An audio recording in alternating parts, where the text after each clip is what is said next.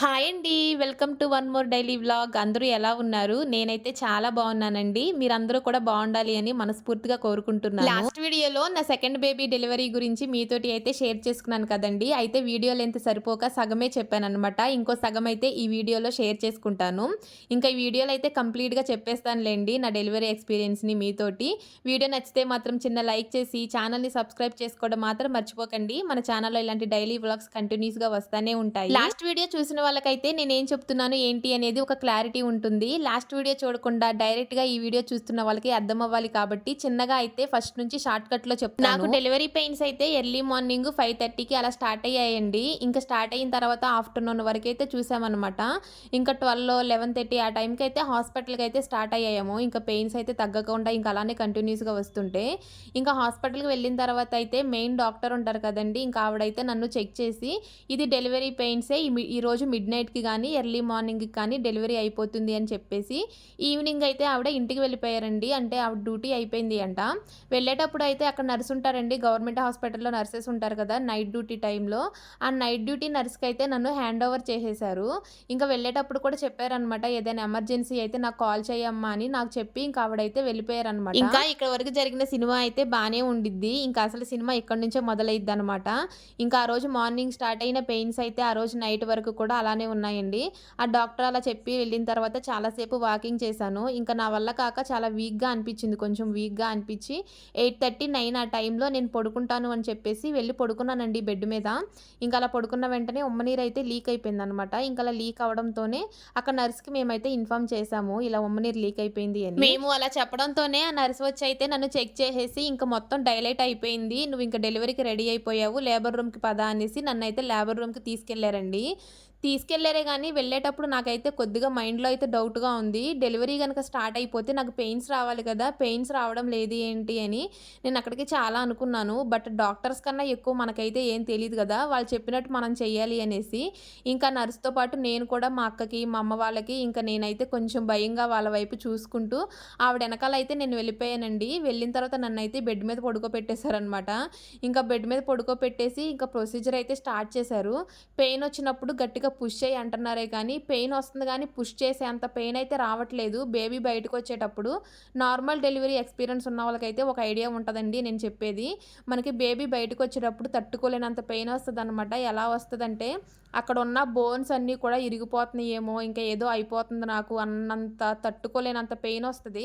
కానీ నాకైతే ఉమ్మనీరు లీక్ అయినా సరే పెయిన్ అయితే ఏం లేదు. జస్ట్ మార్నింగ్ నుంచి ఎలా అయితే నాకు డెలివరీ పెయిన్స్ వస్తున్నాయో, ఆ టైంకి కూడా నాకు అదే డెలివరీ పెయిన్స్ వస్తున్నాయి.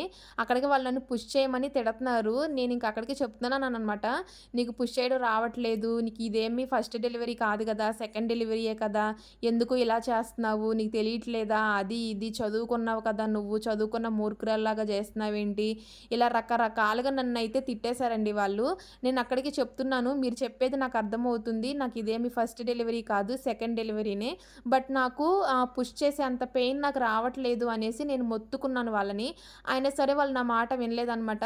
ఇంకా అలా చిన్నగా పెయినొచ్చినప్పుడు వాళ్ళు చెప్పినట్టుగానే పుష్ చేశాను గానీ, బేబీ అయితే బయటికేమి రావట్లేదు. ఇంకా అక్కడికి వాళ్ళు నన్ను చాలా సేపు తిట్టడము, పుష్ చేయమంటము, నేను పుష్ చేయటము ఇదే జరుగుతుందండి. వాళ్ళైతే ఇంకా నన్ను తిట్టడమే కాదండి, ఇంకా చాలా చేశారనమాట. ఏం చేశారంటే, నార్మల్‌గా డెలివరీ పెయిన్స్ వస్తున్న టైంలో ఎక్కువగా ఇంటర్నల్ చెకప్ అనేది అంటే ఫింగర్స్ పెట్టేసి ఇంటర్నల్ చెకప్ అనేది ఎక్కువ సార్లు కూడా ఏ డాక్టర్ కూడా చేయరు. ఎందుకంటే నాకు ఫస్ట్ డెలివరీ నాకు గవర్నమెంట్ హాస్పిటల్‌లోనే అయింది. విజయవాడ గవర్నమెంట్ హాస్పిటల్‌లో. అక్కడ డాక్టర్ అయితే నాకు చెప్పారనమాట. ఎక్కువ సార్లు ఇంటర్నల్ చెకప్ అనేది చేయకూడదనేసి. అదైతే నాకు బాగా గుర్తుంది. కానీ ఆ పిచ్చి నర్స్ అయితే అలా ఏమీ చేయలేదండి. 45 మినిట్స్, 1 అవర్ వరకు కూడా నేను ఆ లేబర్ రూమ్‌లోనే చాలా ఇబ్బంది పడిపోయాను. ఆ 1 అవర్ టైంలో చాలా సార్లు చెకప్ చేసేసిందండి. ఇంటర్నల్ చెకప్ 2 ఫింగర్స్ పెట్టేసి. ఇంకా అలా చేయకూడదు కదా! ఇంకా అలా చేసేసరికి నాకు అసలే ఉమ్మనీరు లీక్ అయిపోయింది. ఇంకా అలాగా నంబర్ ఆఫ్ టైమ్స్ చెకప్ చేయడం వల్ల ఇంకా ఎక్కువగా ఉమ్మనీరు లీక్ అయిపోయింది. బ్లీడింగ్ కూడా స్టార్ట్ అయిపోయిందనమాట. ఎప్పుడైతే ఉమ్మనీరు లీక్ అయిపోయి బ్లీడింగ్ స్టార్ట్ అయిందో ఇంకా ఆవిడకి భయమైతే మొదలైపోయిందండి. అంటే ఆవిడకి అర్థమైపోయింది నేను ఇలా చెకప్‌లు చేయడం వల్లే ఈ అమ్మాయికి ఇలా బ్లీడింగు, ఉమ్మనీరు లీక్ అయిపోతుంది అనేసి. ఇంకా ఆవిడకి అర్థమైపోయి ఆవిడ మీదకి ఏమీ రాకోకుండా ఆవిడ పై డాక్టర్స్ ఉంటారు కదండీ! ఇంకా వాళ్ళందరికీ ఫోను చేసేసి చేసి, "ఈ అమ్మాయికి బేబీ బయటికి రావట్లేదు. ఉమ్మ నీరు బ్లీడింగ్ అయిపోతుంది. లోపల బేబీ డ్రై అయిపోతుంది. తల్లి గాని, బిడ్డ గాని" అన్నట్టుగా వాళ్ళకి చెప్పేసిందండి. ఇంకా వాళ్ళకి చెప్పేసేసి అంబులెన్స్‌ని కూడా రప్పించేసి నన్నైతే విజయవాడ గవర్నమెంట్ హాస్పిటల్‌కైతే పంపించడానికి మొత్తం కూడా రెడీ చేసేసింది. ఎప్పుడైతే తల్లి గాని, బిడ్డ గాని అన్నట్టుగా ఫోన్‌లో వాళ్ళ డాక్టర్స్‌కి చెప్పిందో అప్పుడైతే నాకు నిజంగా టెన్షనొచ్చేసిందండి. వాళ్ళు అంతసేపు నన్నక్కడ టార్చర్ చేస్తున్నా సరే, నాకు కొంచెం కూడా భయమనేది లేదు. కానీ ఎప్పుడైతే ఆవిడ ఆ మాట అనేసరికి నాకు బాగా భయమొచ్చేసిందండి. ఎంత భయమొచ్చేసింది అంటే, ఆవిడ అలాగా అంటే ఫింగర్స్ పెట్టి చెక్ చేసేసేయడం వల్ల, ఎక్కువ సార్లు చెక్ చేయడం వల్లే నాకు బ్లీడింగ్ అవుతుంది, ఉమ్మనీరు లీక్ అయితుంది అనేది నాకు తెలుసు. కానీ నేనేమి అనలేకపోయాననమాట ఆ టైంలో. ఆ టైంలో మనకి మన బేబీ ఇంపార్టెంటు, మన లైఫ్ ఇంపార్టెంట్ కాబట్టి, నేను ఆవిడ మీద ఏమి ఎక్కువ ఆర్గ్యూ చేయకోకుండా, నేను గాని, మా అక్క గాని, మా అమ్మ గాని ఎవ్వరం కూడా ఆవిడని ఒక్క మాట కూడా అనుకోకుండా, ఆవిడ అంబులెన్స్‌ని పంపించింది కదా! హాస్పిటల్‌కి కాల్ చేస్తే అంబులెన్స్ వచ్చేసింది. ఇంక అంబులెన్స్ అయితే ఎక్కేసాము. అంబులెన్స్ ఎక్కిన జస్ట్ ఒక 15 మినిట్స్‌కే నాకు అంబులెన్స్‌లోనే డెలివరీ అయిపోయిందండి. ఇంకా అలా డెలివరీ అయిపోయినప్పుడైతే నాకైతే మిక్స్డ్ ఫీలింగ్స్ అండి. ఒక పక్క నా బేబీ కనిపిస్తుంది. ఇంకో పక్క నాకు నార్మల్ డెలివరీ అయిపోయింది. ఎలాంటి కాంప్లికేషన్స్ లేకుండా. ఇంకొక పక్క అసలు అంత నాలెడ్జ్ లేకుండా ఆ నర్సు ఎలాగా హాస్పిటల్‌లో పనిచేస్తుంది అనేది నాకు కొంచెం కూడా అర్థం కాలేదు. అంబులెన్స్ ఎక్కిన వెంటనే అయితే అంబులెన్స్‌లో ఒక మేల్ నర్సో మరి డాక్టరో నాకైతే తెలీదండి. ఒక మేల్ పర్సన్ అయితే ఉన్నారు. ఆ పర్సన్ నాకు చెప్పారనమాట లెఫ్ట్ సైడ్ తిరిగి పడుకోండి అనేసి.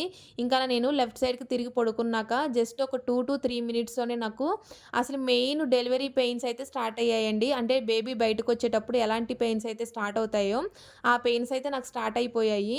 అలా స్టార్ట్ అయిన జస్ట్ ఒక 5 మినిట్స్‌కే నాకైతే డెలివరీ అయిపోయిందండి. యాక్చువల్‌గా అయితే నాకు డెలివరీ హాస్పిటల్‌లోనే అయిపోయేదండి. ఫస్ట్ టైమ్ ఉమ్మనీరు లీక్ అయిందన్నప్పుడు ఆవిడ చెకప్ చేసేసి నాకు కొంచెం రెస్ట్ అనేది ఇస్తే ఒక హాఫ్ అన్ అవర్ అలాగా నన్ను రెస్ట్ తీసుకోమని చెప్తే ఈజీగా నాకు ఎలాంటి కాంప్లికేషన్స్ లేకుండా హాస్పిటల్‌లోనే డెలివరీ అయిపోయేది. బట్ ఆ పిచ్చ నర్స్‌కి ఏమీ నాలెడ్జ్ లేక రచ్చ రచ్చ చేసేసి నన్ను అలాగా అంబులెన్స్‌లో డెలివరీ అయ్యే సిట్యుయేషన్ నాకైతే తీసుకొచ్చిందనమాట. డెలివరీ అంతా అయిపోయి ఇంటికి వెళ్తాం కదండీ! అలా ఇంటికి వెళ్ళిన తర్వాత నార్మల్ టైంలో నేనైతే ఆ ఇన్సిడెంట్‌ని ఇంకా మర్చిపోలేకపోయాను. ఇంకా మర్చిపోలేక ఫోన్‌లో అయితే చెక్ చేసుకున్నాను. అసలు డెలివరీ పెయిన్స్ స్టార్ట్ అయ్యాక ఉమ్మ నీరు ఎందుకు లీక్ అవుతుంది అనేది. అలాగా అది చాలా కామన్ అంటండి. చాలా మందికి కూడా అలా అవుతుంది అంట. అలా ఉమ్మ నీరు లీక్ అవుతూ ఇంకా డైలేషన్ అనేది కంప్లీట్ అవ్వనప్పుడు మనకి పేషెంట్‌కి పడుకునే ఛాన్స్ ఇవ్వాలి అంట. అంటే రెస్ట్ తీసుకునే ఛాన్స్ ఇవ్వాలి అంట. అది కూడా లెఫ్ట్ సైడ్ తిరిగే పడుకోవాలి అంట. అలా పడుకోవడం వల్ల బేబీ అనేది పొజిషన్‌కొచ్చి డైలేషన్ అనేది కంప్లీట్ అయిపోయి 100% నార్మల్ డెలివరీ అయ్యే ఛాన్సెస్ ఎలాంటి కాంప్లికేషన్స్ లేకుండా నార్మల్ డెలివరీ అయ్యే ఛాన్సెస్ హై ఉంటాయంట. ఆ చిన్న లాజిక్‌ని మరి అంత చదువుకుని ఆ నర్సుకి ఎలా తెలియలేదో ఏంటో నాకైతే కొంచెం కూడా అర్థం కాలేదు. ఏది ఏమైనా సరే అలా నాలెడ్జ్ లేని నర్స్ తోటి నేను డెలివరీ చేపించుకోవడం కన్నా నాకు నేనే అంబులెన్స్‌లో డెలివరీ చేసుకోవడమే చాలా బెటర్ అనిపించింది. అండ్ నా బేబీ కూడా చాలా లక్కీ. అలాంటి నర్సుల చేత అయితే డెలివరీ అవ్వలేదు తను. ఇలాగా అంబులెన్స్‌లో డెలివరీ అవ్వడం అనేది చాలా రేర్‌గా అవుతుంది కదండీ! మీకు నా డెలివరీ స్టోరీ ఎలా అనిపించింది అనేది తప్పకుండా కామెంట్ చేయడం మాత్రం మర్చిపోకండి. బాయ్.